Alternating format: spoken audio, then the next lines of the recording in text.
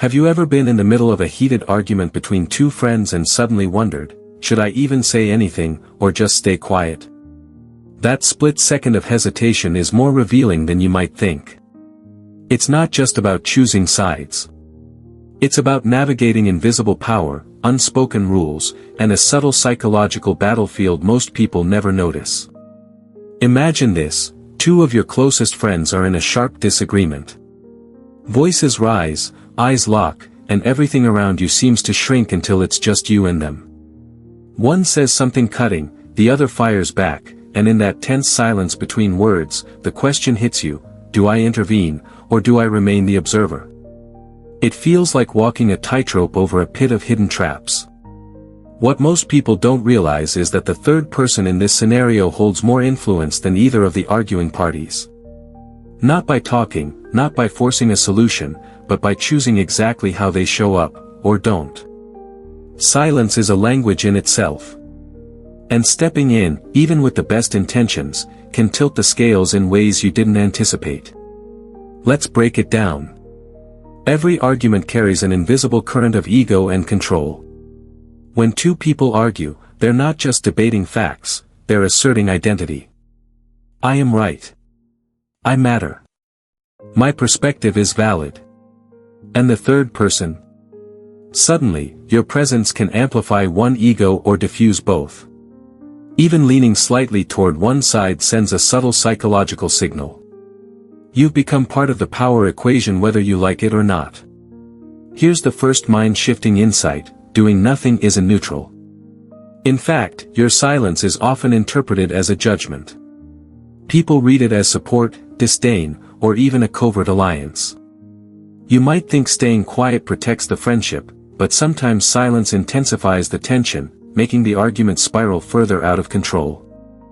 And here's something most don't see: the arguing parties are often less aware of your role than you are.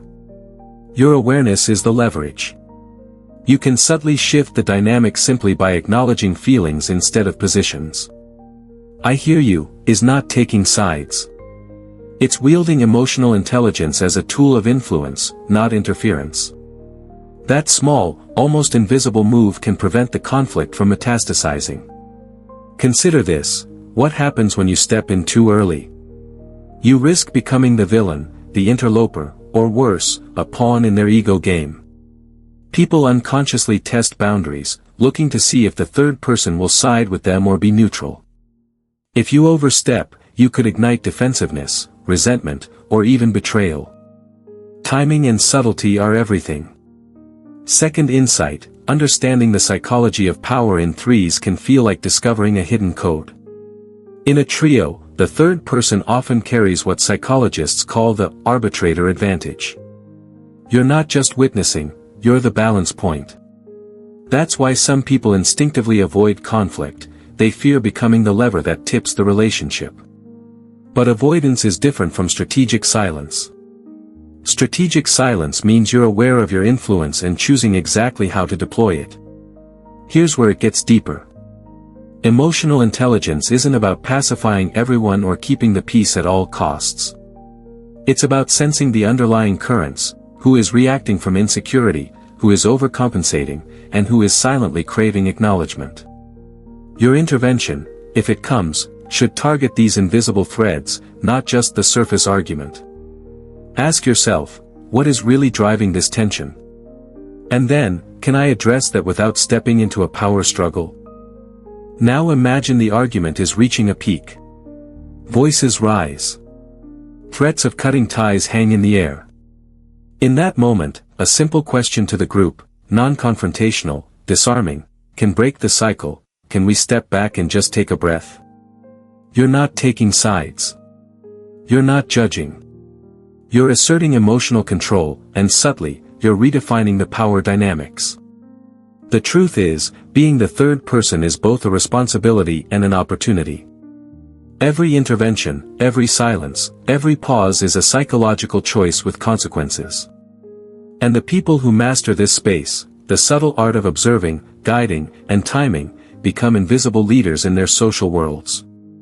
Next time you're caught in the middle of two arguing friends, remember this: your presence alone is potent. Your awareness is a tool. And the choice to speak, pause, or simply anchor silently is not trivial. It's the difference between escalating conflict and subtly shifting it toward resolution. Because here's the final realization most never think about: it's not about fixing their argument, it's about mastering your own role in it. The moment you see yourself as the lever in the emotional equation, everything changes. You stop reacting blindly and start acting strategically. You stop feeling caught in the chaos and start shaping it. And maybe, just maybe, that quiet, intentional choice is the thing that saves not only their friendship but yours as well. Word count, 1012.